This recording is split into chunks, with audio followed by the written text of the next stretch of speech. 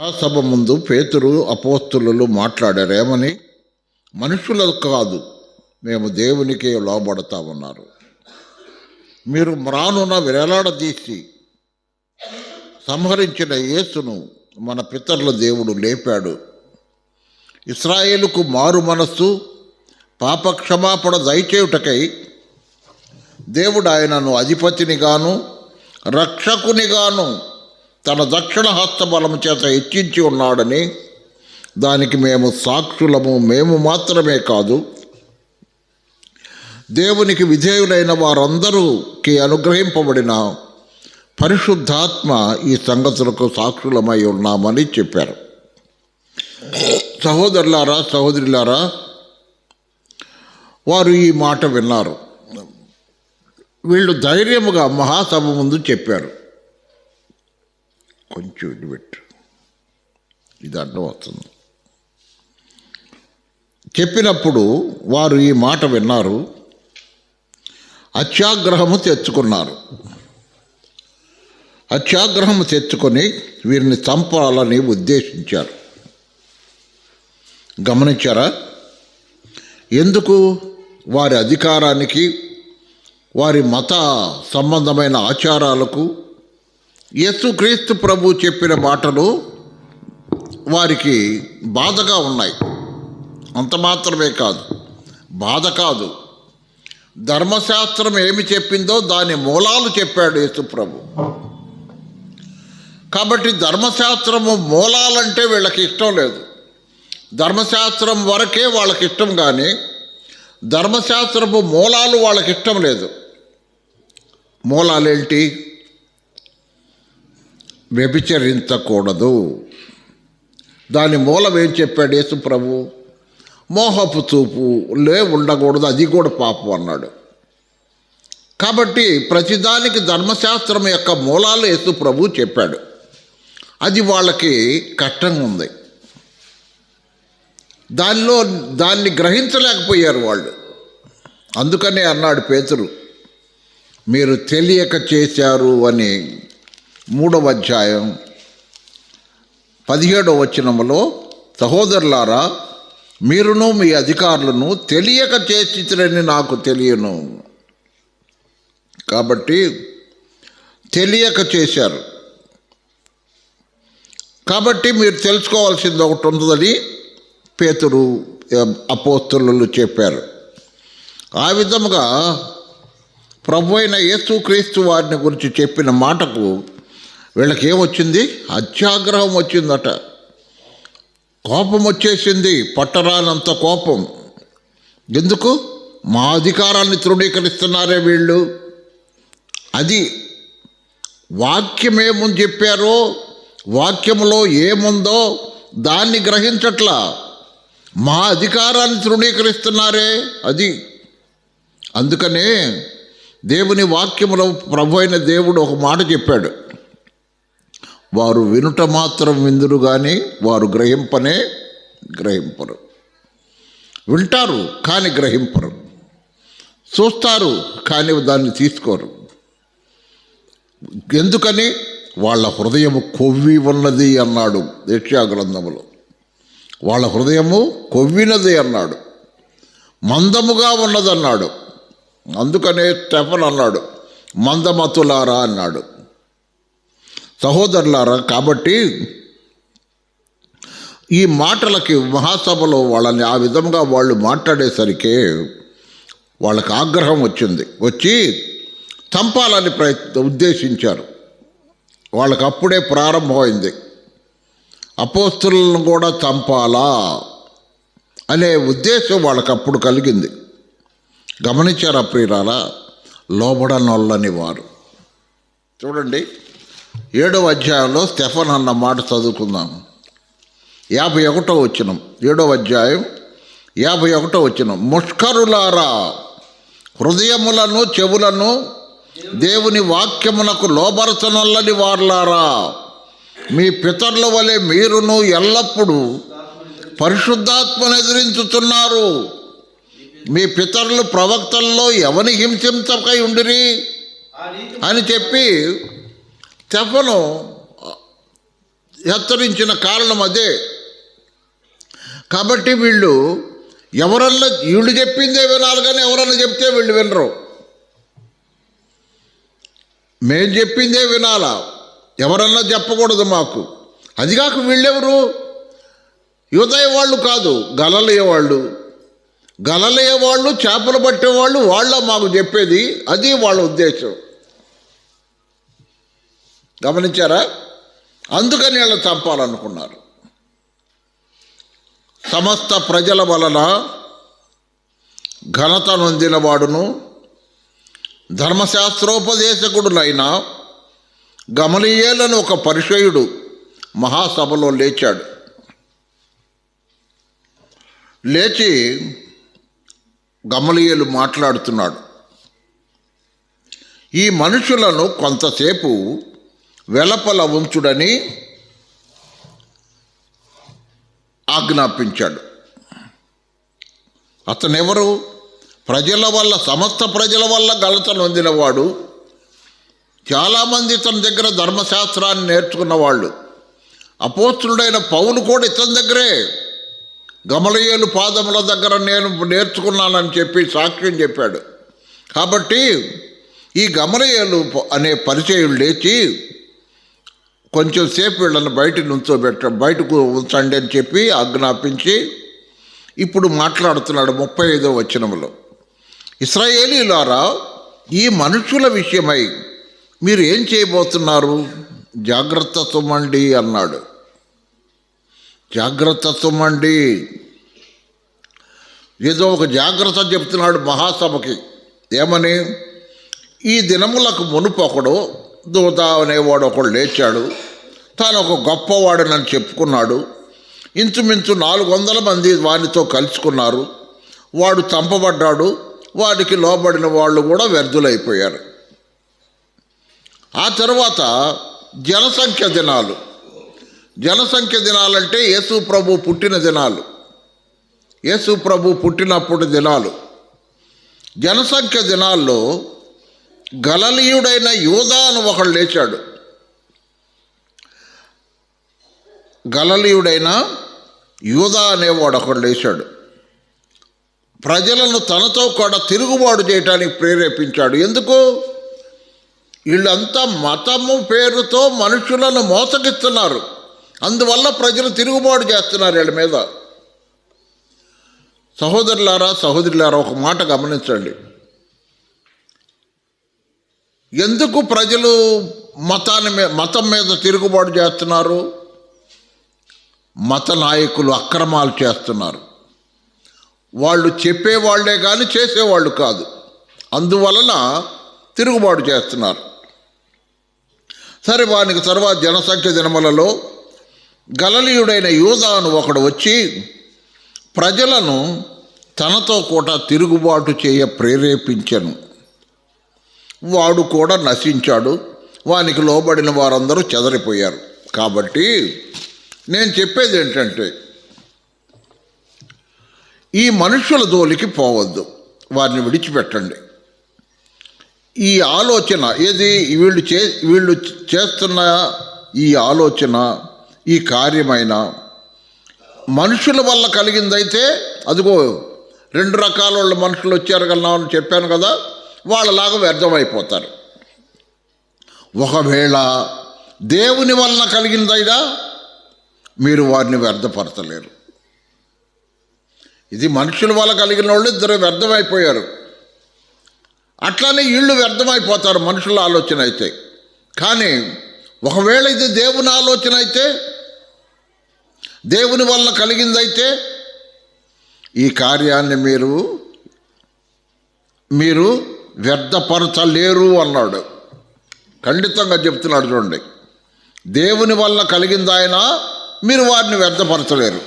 మీరు ఒకవేళ చూడండి, అక్కడ ఒక మాట అన్నాడు, దేవునితో పోరాడు వారవుదురేమో సుమి. అది జాగ్రత్త. ఇదే గనక మనుషుల ఆలోచన అయితే ఇదివరకుట్లో వాళ్ళలాగానే వీళ్ళు వ్యర్థమైపోతారు.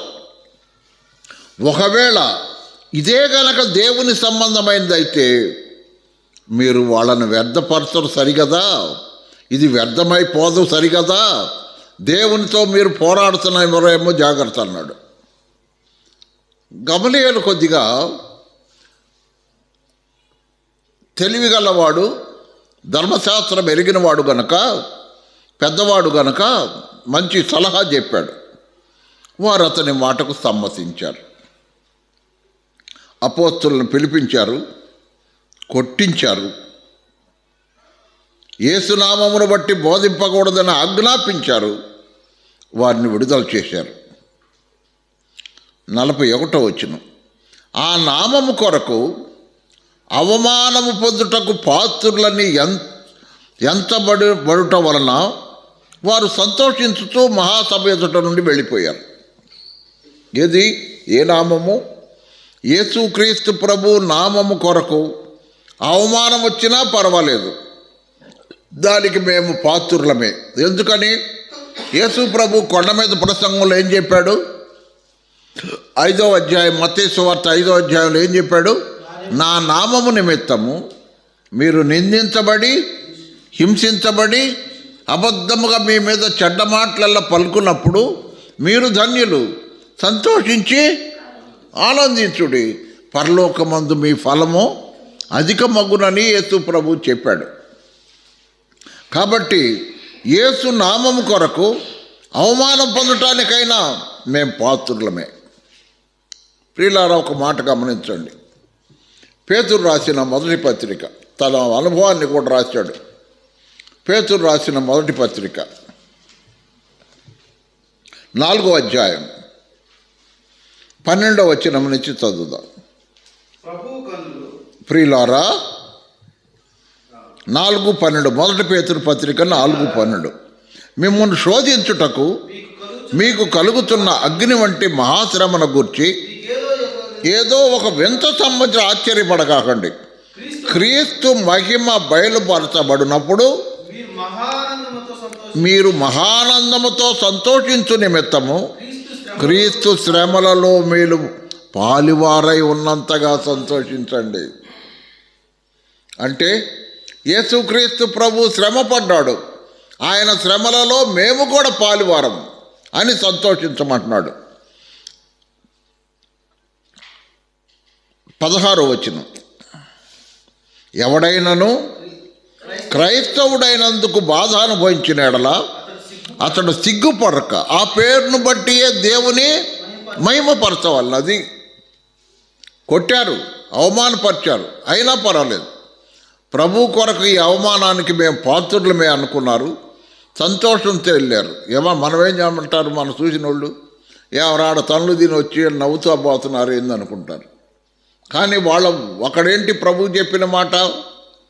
నా నామము నిమిత్తము మీరు నిందించబడ్డా, హింసించబడ్డా, అబద్ధముగా మీ మీద చెడ్డ మాటలలో పలికినా సంతోషించి ఆనందించుడి, పరలోకమందు మీ ఫలం అధికమగును. అది అంత మాత్రమే కాదు, ఇక్కడే ఇంకొక మాట అక్కడ ఉంది. 12వ వచనములో ఏముందో చూడండి. 14వ వచనములో, క్రీస్తు నామము నిమిత్తము మీరు నింద పాలైన ఎడల మహిమాస్వరూపి అయిన ఆత్మ అనగా దేవుని ఆత్మ మీ మీద నిలుచుతున్నాడు కనుక మీరు ధన్యులు. అది క్రీస్తు నామము నిమిత్తము నిందలు వస్తాయి, నింద వచ్చినా పర్వాలేదు. నిందంటే నిజమా అబద్ధమా?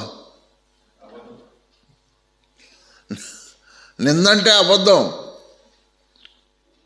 నిందంటే అబద్ధం. అది అబద్ధాన్నే నింద అంటారు. మనం లోకాలు చూంటారు, గుడ్డగాల్చి మీద పడేశారని అట్లుంటుంది. కాబట్టి నింద వచ్చింది. యేసు ప్రభు సేవలో నిందలు వస్తాయని ప్రభు చెప్పాడు. కాబట్టి ఆ సమయంలో మీరు ఎందుకు సంతోషించాలంటే పరిశుద్ధాత్ముడు మీ మీద నిలుస్తున్నాడు. ఆ నిందలు, అవమానాలు ఇవన్నీ భరిస్తున్నప్పుడు పరిశుద్ధాత్ముడు వారి మీద నిలుస్తున్నాడని సంతోషించండి. అంటే ధన్యులు అంటే ఆశీర్వదించబడిన వారు అవుతారు. మీరు గమనించారా ప్రియులారా? అవమానము పొందుటకు, ఎందుకు? ఆ నామము కొరకు, యేసు నామము కొరకు అవమానము పొందుటకు పాత్రులని ఎంతబడటం వలన వారు సంతోషించుతూ మహాసభ ఎదుట నుండి వెళ్ళిపోయి ఏం చేశారు? కొట్టారని ఊరుకునే ఊరున్నారా? ఊరుకుల్లా. కొట్టారు కదా అని మెదలకుండా ఇంట్లో పోయి పడుకోలా. ప్రతి దినము, ఏమండి, ప్రతి దినము దేవాలయములోనూ ఇంటింటను మానక బోధించుతూ, మానక.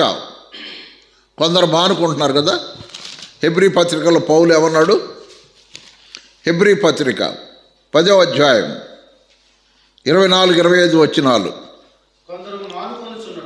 కొందరు మానుకొనుతున్నట్టుగా సమాజముగా కూడుట మానక.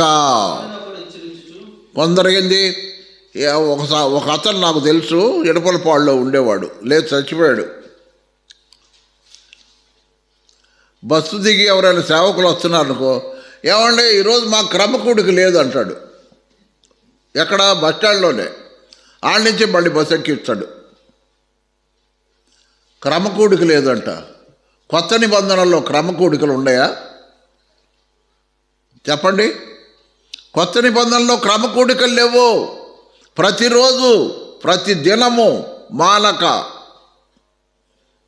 దేవుని మహాకృపను బట్టి ఎనమదల్లా ఆ విధంగా జరపగలుగుతున్నాం. కానీ ఇక్కడ కానీ కాలనీలో మిగతా వాళ్ళు జరుపుకోలేకపోతున్నారు. ఎందుకో అది వాళ్ళే దేవునికి సమాధానం చెప్పుకుంటారు. కాబట్టి గమనించారా? కొత్త నిబంధన సంఘం ప్రతిదినము కూడుకోవాలా. ఇంట్లోనన్నా కూడుకోవచ్చు, దేవాలయంలోనైనా కూడుకోవచ్చు, ఎక్కడైనా సరే సంఘము కూడటం అనేది ముఖ్యం. కొందరు మానుకొనుచున్నట్టుగా సమాజముగా కూడుట మానక. ఎందుకు కూడుకోవాలా? ఒకళ్ళనొకళ్ళు హెచ్చరించుకోవాలా. ఆ దినము ప్రభువు సంఘము తీసుకొని వెళ్ళే దినము, కడబూర శబ్దము వినిపించే దినము, ఆర్భాటముతోనూ ప్రధాన దూత శబ్దముతోనూ దేవుని బోరతోనూ ప్రభు పరలోకము నుంచి దిగివచ్చును. ఆ మీదట సజీవులమై నిలిచి ఉండు మనము మృతులు అక్షయులుగా లేపబడినప్పుడు వారితో కలిసి అందరము మధ్యాకాశంలో ప్రభువుని ఎదుర్కొంటాం. క్రీస్తు న్యాయపీఠం ఎదుట మనం నిలబడబోతున్నాం. సహోదరుడా, సహోదరి, నిలబడతావా? అక్కడ స్కానింగ్ జరిగిద్ది. ఏం జరిగిద్ది? CT scan. మామూలు స్కానింగ్ కాదు, సిటీ స్కాన్. మాటకు తీర్పు, తర్వాత ప్రవర్తనకు తీర్పు, ప్రేమకు తీర్పు, విశ్వాసానికి తీర్పు, పవిత్రతకు తీర్పు, అన్నిటికీ. ప్రతి దినము మనము చేసే ప్రతి దానికి, మాట్లాడే ప్రతి దానికి మన ప్రవర్తనను, ఎందుకు అన్నీ రాయబడుతున్నాయి అండాడా? అన్నీ అక్కడ రాయబడుతున్నాయి. ఎక్కడ? పరలోకంలో రాయబడుతున్నాయి, జ్ఞాపకార్థ గ్రంథంలో రాయబడుతున్నాయి, మాటలు రాయబడుతున్నాయి, ప్రవర్తనలు రాయబడుతుంది, ఆలోచనలు రాయబడుతున్నాయి, అన్నీ రాయబడుతున్నాయి. రేపు ఇటన్నిటికీ మనం లెక్క ఒప్ప చెప్పాలా? నేను రాత్రి మేము జ్ఞాపకం చేసుకున్నాం. చూడండి, అది రాత్రి మేము జ్ఞాపకం చేసుకున్నాం. మత్తయి సువార్త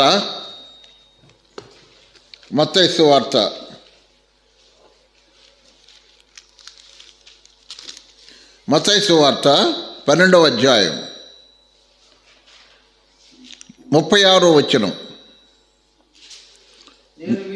నేను మీతో చెప్పున్నదేమనగా, మనుషులు పలుకు వ్యర్థమైన ప్రతి మాటను గూర్చి విమర్శ దినమంటే క్రీస్తు న్యాయపీఠం, లెక్క చెప్పవలసి ఉండును. ఎందుకు నాయన మాట్లాడేటువంటి మాటలని అడుగుతాడు. ఏం సమాధానం చెప్తావు? నోరుంది కదా అని అట్ట మాట్లాడితే దేవుడు ఒప్పుకుంటాడా? మనల్ని ఈ లోకానికి పంపించి జీవింపజేస్తూ, పోషిస్తూ, సంరక్షిస్తూ మన కొరకు తన రక్తము కార్చి ప్రాణము పెట్టి చనిపోయి సమాధి చేయబడి తిరిగి లేచి ఉచితముగానే పాపక్షమాపణ ఆత్మరక్షణ ఇచ్చి నీతిమంతులుగా తీర్చి జీవగ్రంథమందు పేర్లు రాసుకొని మనము నిలబడలేమేమోనండి పరలోకం నుంచి పరిశుద్ధాత్మను మన హృదయంలో కుమ్మరించి పరిశుద్ధాత్మతో పాటు దేవుని ప్రేమను కూడా మన హృదయంలో కుమ్మరించిన దేవుడు లెక్కడగడా? సహోదరులారా, సహోదరులారా, లెక్క చెప్పాల మనం. ప్రతిదానికి, ప్రతి మాటకు లెక్క చెప్పవలసిన ఆసన్నం అవుతుంది. నిన్న ఒక సహోదరుడు వచ్చాడు, అన్నాడు, అయ్యా ప్రభు రాబోతున్నాడు, ప్రభు దినం సమీపించింది, మనం క్రీస్తు న్యాయపీఠం సంఘం ఎత్తబడబోతుంది, మనం అందరం ఐక్యతగా ఉందాం. మంచిదే. ఎందుకని? సహోదరుల ఐక్యత కలిగి ఉంటుంటే ఎంత మేలు, ఎంత మనోహరం. అక్కడ ఏముండాలట? శాశ్వత జీవము ఆశీర్వాదం ఉండవల్లని యెహోవా సెలవిచ్చి ఉన్నాడు. కాబట్టి తన సేవకులు తన బిడ్డల మధ్య ఐక్యత ఉండాలని దేవుడు కోరుతున్నాడు. సహోదరులారా, సహోదరులారా, ప్రభు ఏ క్షణంలో సంఘాన్ని తీసుకొని వెళ్తాడో మనకు తెలియదు. ఏ క్షణంలో మనం ఎత్తబడతామో తెలియదు. కాబట్టి ఎప్పటికప్పుడు రెడీగా ఉండటమే. ఒక సేవకుడు ఉన్నాడట, నాకు చాలా కాలం క్రితం విన్నాను. మీటింగ్కి వెళ్ళాడు అనుకో, ఎప్పటికప్పుడే పెట్టి సర్దుకొని పెడతాడంట. ఎప్పటికప్పుడే పెట్టి సర్దుకొని పెట్టుకుంటాడంట. ఏందన్నా పోయేవాళ్ళగా ఇప్పుడు ఏ రోజుకి ఆ రోజు పెట్టి సర్దుకుంటున్నామంటేను, బ్రదరు నేను వెళ్ళిపోయిన తర్వాత ఆడ పడేసి వెళ్ళాడని అనుకుంటారు వీళ్ళు. ఆయనకే ఆడ పడేసి వెళ్ళాడు అని అంటారు. అంత మాత్రమే కాదు, ఎప్పుడు వెళ్తావు మనకే తెలియదు కాబట్టి అన్నీ సర్దుకొని పెట్టుకుంటున్నాను. ఇది తీసుకెళ్ళాలని కాదు, మన యొక్క మచ్చటంగా పెట్టుకోవాలన్న ఉద్దేశంతో పెట్టుకుంటాం. కాబట్టి ఏం చేయాలా? ఒకరినొకడు హెచ్చరించుచు ఆ దినము సమీపించుట మీరు చూచిన కొలది మరి ఎక్కువగా అలాగు చేయుచు. ఎలాగూ? సమాజముగా కూడుట మానక. సమాజముగా కూడుట మానక. ప్రేమ చూపుటకును హెచ్చరించాలా, ప్రేమ చూపాలా, సత్కార్యాలు చేయటానికి ఒకరినొకడు పురికొల్పాల. మంచి పనులు. నేను ఒక విషయం నేను ఈరోజు అనుకుంటా ఉదయం విన్నాను. ఒక అతనికి అవసరత ఉంది, ఆపరేషన్ చేయాల. అతనున్న సహవాసం వాళ్ళు ఏదో తలా కొద్దిగా అట్ట పంపించారు. కానీ ఒక సహోదరి ఎవరో ఆపరేషన్ కోసం 50,000 ఖర్చు అయిద్దని తెలుసుకుందాము.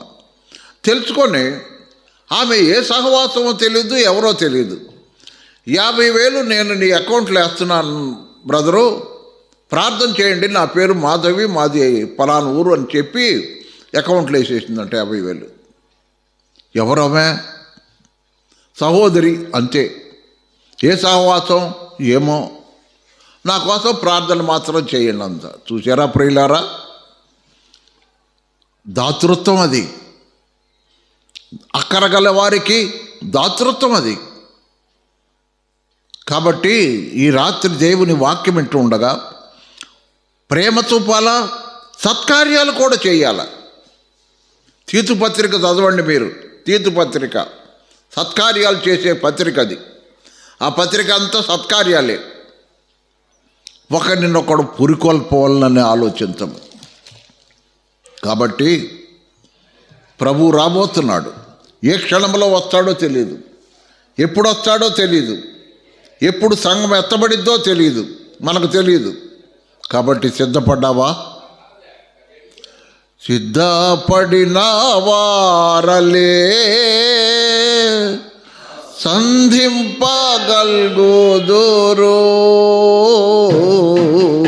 సిద్ధపడిన వారలే సంధింపగల్గుదురు.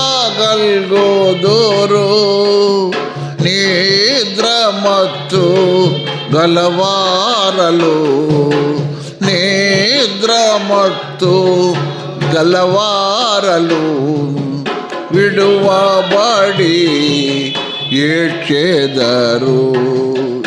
ఎందుకు ఏడుస్తారండి? ఎందుకు ఏడుస్తారంటే వాళ్ళందరూ పోయారు, నువ్వు ఉండవేందమ్మా అని నమ్మనోళ్ళు అడుగుతారు.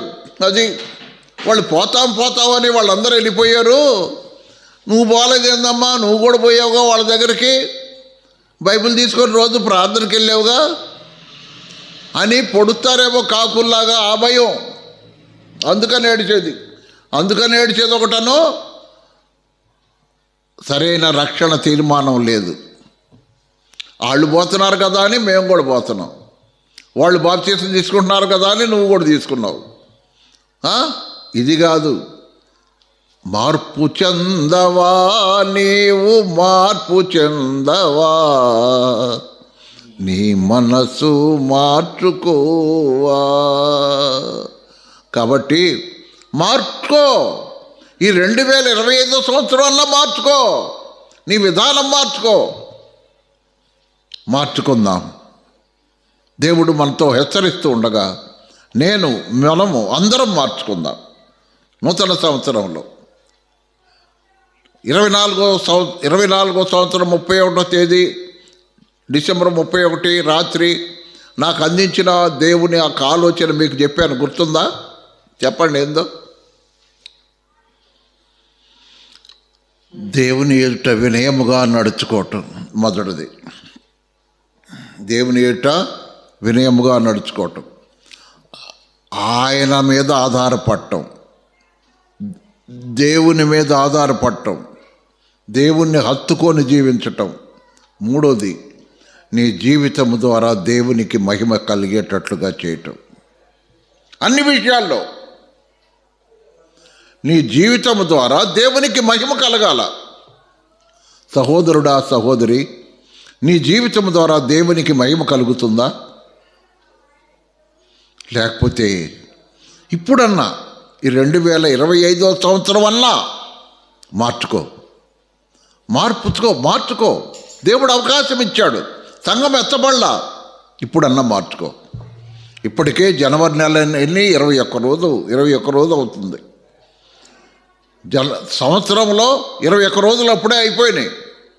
కాబట్టి ఇప్పుడన్నా మార్చుకుందాం, మన ప్రవర్తన మార్చుకుందాం, మన మాట మార్చుకుందాం, మన తీరు మార్చుకుందాం, మన ఆలోచనలు మార్చుకుందాం, మన ప్రవర్తన మార్చుకుందాం. ప్రభువు చూస్తున్నాడు, మన మధ్య ఉన్నాడు, మనల్ని చూస్తున్నాడు, మనల్ని గమనిస్తున్నాడు, మనం చేసే ప్రతి పని చూస్తున్నాడు, మనం మాట్లాడే ప్రతి మాట వింటున్నాడు. ఎంత గాయపడతాడో కదా. కాని మాట ఏదన్నా మాట్లాడితే ఆయన హృదయం గాయపడిద్ది కదా. ఈ బిడ్డ కొరకు నేను రక్తం కార్చాను, ప్రాణం పెట్టాను, ఈ బిడ్డ కొరకు నేను చనిపోయాను, శ్రమపడ్డాను, ఈ బిడ్డను నీతిమంతుడుగా చేయటానికి చనిపోయి తిరిగి లేచాను. కానీ ఇటువంటి మాటలు మాట్లాడుతుంది, ఇటువంటి ప్రవర్తనగా ఉంది, ఈమె ఆలోచనలు కూడా సరిగా లేవే అని ప్రభు ఎంత బాధపడతాడో తెలుసా? ఒక్కసారి ఆలోచించండి. ఆయన హృదయాన్ని గాయపరచవద్దు, మనలో ఉన్న పరిశుద్ధాత్ముడిని దుఃఖపరచవద్దు. మనలో పరిశుద్ధాత్ముడు ఉన్నాడు, ఆయన దుఃఖపరచవద్దని పౌలు ఎఫెసీ పత్రికలో రాస్తున్నాడు. పరిశుద్ధాత్మను దుఃఖపరచకుడి అన్నాడు. తెస్సలోనికై పత్రికలు ఏమన్నాడు? ఆత్మను ఆర్పకుడి, పరిశుద్ధాత్ముడిని ఆర్పొద్దు, ఆయన బాధ పెట్టవద్దు. ఆయన చాలా సున్నితమైన మనస్సు గలవాడు కదా. న్యాయాధిపతుల గ్రంథం మీరు ఒకసారి చదివిచ్చా మీకు. ఆయన ఇశ్రాయేలీయుల యొక్క శ్రమ బాధ చూసి దేవుని ఆత్మ సహింపలేకపోయాను అనే మాట. మనం బాధపడుతుంటే ఆయన చూడలేదు, మనం సరిగా ప్రవర్తించకపోయినా ఆయన చూడలేడు. గమనించారా? అటువంటి సున్నితమైన మనస్సు కలిగిన పరిశుద్ధాత్మ దేవుడు మనలో ఉండగా మనం ఆయన్ని బాధ పెడితే ఎట్లాగా? ఒకసారి ఆలోచించండి. ప్రభు రాబోతున్న దినాల్లో ఉన్నాం. కాబట్టి వారు ప్రతిదినము దేవాలయములోను ఇంటింటను మానక, సహోదరుడా మానుకోవద్దు, ప్రార్థన మానుకోవద్దు, సమాజముగా కూడటం మానుకోవద్దు, ప్రార్థన చేయటం మానుకోవద్దు, వాక్యం చదవటం మానొద్దు, ఇంకా దేవునితో సహవాసం మానొద్దు, సహోదరులతో సహవాసం మానొద్దు. ఖాళీగా ఉన్నప్పుడల్లా సహోదరులు సహోదరులు కూర్చొని ముసలమ్మ ముచ్చట్లు కాకుండా దేవుని వాక్యాన్ని ధ్యానం చేద్దాం. ఎందుకు? యెహోవా యందు భయభక్తులు గలవారు ఒకరినొకరు మాట్లాడుకొనుచుండగా, మలాకీ గ్రంథం 3వ అధ్యాయంలో, ఒకరినొకరు మాట్లాడుకొనుచుండగా యెహోవా చెవియొగ్గి ఆలకించెను. పరలోకమునికి మన మాటలు వినబడుతున్నాయి, పరలోకానికి మన మాటలు వినబడుతున్నాయని మలాకీ ప్రవక్త రాశాడు. యెహోవా చెవియొగ్గి ఆలకించెను, వాటిని జ్ఞాపకార్థ గ్రంథంలో రాయమని ఆజ్ఞాపించాడట. మనం మాట్లాడే మాటలు జ్ఞాపకార్థ గ్రంథంలో రాయమని ప్రభువు దూతలకు ఆజ్ఞాపించాడు. సహోదరుడా సహోదరి, ఎంత మంచి దేవుడు మనకు దొరికాడు చూసావా? మనం ఆయన గురించి చెప్పుకుంటే ఆయన సంతోషించి రాయండి, నన్ను గురించి వాళ్ళు మంచిగా మాట్లాడుకుంటున్నారు అని వాడు ఆయన సంతోషంతో ఆ గ్రంథంలో రాపిస్తున్నాడు, జ్ఞాపకార్థ గ్రంథంలో. కాబట్టి మానక బోధించుచు యేసే క్రీస్తు అని ప్రకటించుచుండిరి. యేసే క్రీస్తు అంటే ఇది యూదులకు సువార్త. అమ్మా, ఇది ఎవరికి సువార్త? యూదులకు సువార్త. అందువలన యేసే క్రీస్తు అని ప్రకటించడం అంటే వాళ్ళు మెస్సియా కొరకు ఎదురు చూస్తున్నారు. క్రీస్తు అనబడిన మెస్సియా కొరకు వాళ్ళు ఎదురు చూస్తున్నారు. ఈ యేసే క్రీస్తు అని ప్రకటిస్తున్నారు. ఇది అన్యులకు ఇంకా సువార్త పోలా. 9వ అధ్యాయం వరకు అన్యులకు సువార్త పోల. 10వ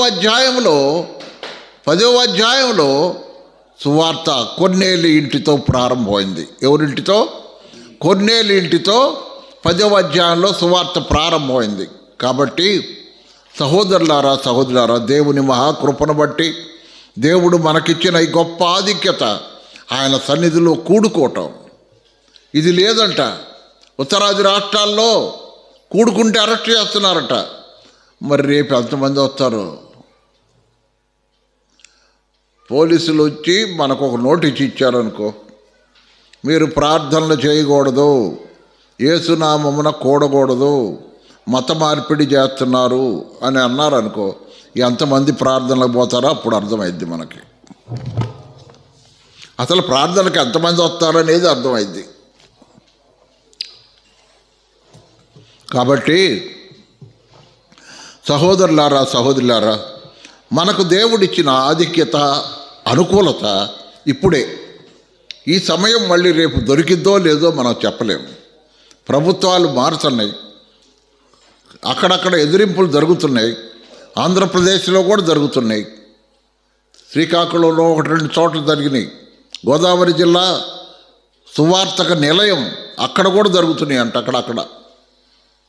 కాబట్టి ఇదంతా ఏంటంటే ప్రభువు రాకడకు సూచనలు, మనము ఆత్మీయముగా బలపడటానికి కారణం కావాలా. అందుకని ప్రభువు వాటిని అంగీకరిస్తున్నాడు. ఏ క్షణంలో వచ్చి తన బిడ్డలను తీసుకొని వెళతాడో తెలియదు కనుక సిద్ధపడి ఉందాం. ప్రార్థన చేసుకుందాం. పరిశుద్ధుడైన మా తండ్రి, ప్రేమగల మా ప్రభువా, మీ ప్రియకుమారుడు మా రక్షకుడు యేసుక్రీస్తు ప్రభు మహిమగల నామం నీకు స్తోత్రం నాయన. ఆ దినము సమీపంగా ఉంది. ఏ క్షణమో మాకు తెలియదు. రెప్పపాటు కాలమున వెళ్ళిపోతాం. కాబట్టి నాయన, నీ పిల్లలమైన మేము మానక కూడుకొనుచు, ఒకరినొకరు హెచ్చరించుకొనుచు, ఒకరినొకరు పురికొలుపుకొనుచు, సత్కార్యములు చేయుట ద్వారా, ప్రేమ చూపుట ద్వారా మేము ఒకరినొకరు పురికొల్పవాలని మీరు చెప్తున్నారు. కాబట్టి నాయన, ఆ మాటలను మా హృదయాల్లో ఉంచుకొని సమయం ఉండగానే నీ సన్నిధిలో ప్రార్థన చేయటమో, వాక్యం ధ్యానించటమో, నా ప్రభువా నాయన ఎక్కుదాము ధ్యానమో, నా ప్రభువా 7 గంటలకు రేడియో వాక్యమో, ఏదో విధంగా నీ వాక్యము బయలు వెళితే నశించిపోతున్న ఆత్మలు రక్షించబడతాయని పడతేనే ఆశ మాకు. నువ్వే చెప్పావు, వాక్యమును ప్రకటించము. మేము వాక్యం ప్రకటిస్తే నువ్వు చేస్తావు నాయన కార్యం. ఆత్మలు రక్షించేవాడవు నీవు, హృదయాలను తాకేవాడవు నీవు. సహాయం చేయండి నాయన, సహాయం చేయండి. ఇంకా రక్షణ పొందని వారు అనేకులు ఉన్నారు, వారి కొరకు ప్రార్థన చేస్తున్నాం. అలాగే ఉంటే వాళ్ళు నరకాగ్ని గుండానికి వెళ్ళిపోతారు నాయన. అనేక మంది సృష్టికర్త ఎవరో తెలియక, దేవుడు ఎవరో తెలియక పాతాళ అగ్నిగుండానికి వెళ్ళిపోతున్నారు. వారి కొరకు ప్రార్థన చేస్తున్నాం. సహాయం చేయండి నాయన, సహాయం చేయండి. రక్షించబడిన వారు కూడా మాట జాగ్రత్త, క్రియలు జాగ్రత్త, ప్రవర్తన జాగ్రత్త, విశ్వాసము, ప్రేమ, పవిత్రతలు నాయన మాదిరికరమైన క్రైస్తవ జీవితం కలిగి జీవిస్తూ మా జీవితం ద్వారా నిన్ను మహింపరిచే భాగ్యం కలుగు చేయమని నీ కరుణాహస్తాలకు అప్పగించుకుంటూ మా కొరకు త్వరగా రాబోతున్నా రాజులకు రాజు, ప్రభులకు ప్రభు అయిన క్రీస్తు ప్రభు మహిమగల నామమున స్తోత్రములు, కృతజ్ఞతాస్తుతులు చెల్లిస్తూ నశించిపోతున్న ఆత్మల కొరకు ప్రార్థన చేస్తున్న మనుషులందరి కొరకు, రాజుల కొరకు, మంత్రుల కొరకు, అధికారుల కొరకు, మా దేహ సంబంధులందరి రక్షణ కొరకు, ఇశ్రాయేలు ప్రజల రక్షణ కొరకు, యెరూషలేము పట్టణం క్షేమం కొరకు ప్రార్థన చేస్తున్నాం. ప్రభువా ఆకర్షించి సహాయం చేయమని. నశించిపోతున్న వాళ్ళు మా బంధువులు కావచ్చు, ఇరుగు పొరుగు వారు కావచ్చు, ఎవరైనా ఈ లోకములో నిన్ను ఘనపరిస్తే, ఈ లోకములో నిన్ను నాయన నీకు మహిమ కలిగేటట్టుగా జీవిస్తే పరలోకములో మమ్మల్ని ఒప్పుకుంటావు. ఈ లోకములో మనుషుల ఎదుట ఎవడు నన్ను ఒప్పుకొనునో అన్నావు. మనుషుల ఎదుట మేము క్రైస్తవులని చెప్పుకోవటానికి మాకు గొప్ప ఆధిక్యత ఇచ్చావు. ప్రభువా సహాయం చేయమని నీ కరుణాహస్తాలకు అప్పగించుకుంటూ దుష్టుని తంత్రముల నుంచి కాపాడుమని, మా హృదయాలను స్థిరపరిచి బలపరచమని, నీ రాకడ కొరకు సిద్ధపరచమని మా ప్రభువును రక్షకుడైన యేసుక్రీస్తు వారి అతి శ్రేష్టమైన నామమున స్తోత్రం చెల్లించి ప్రార్థన చేసి వెడుతున్నాం తండ్రి. ఆమేన్. అందరికీ వందనాలు.